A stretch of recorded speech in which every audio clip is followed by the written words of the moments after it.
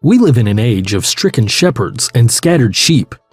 Congregations from across the country have been torn apart from self-destructive scandals in the pulpit, sabotage from the pew, outside attacks from the traditional media, and social media has turbocharged the whole process.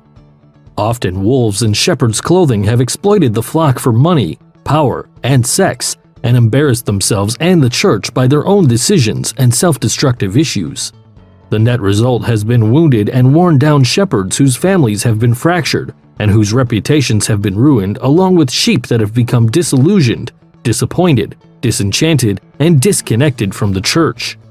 Often these sheep have not been personally harmed, but because they have seen scandal depicted on TV, or more likely, heard about harm done to others, they are equally wary of people who are supposed to be shepherds. All people are imperfect, all pastors are people, so why does God choose to use imperfect pastors to perform His perfect work? It's because He's not simply the God of the sheep, but He's the God of the shepherd as well. Today we'll talk about how God rescues shepherds so that they can help rescue sheep.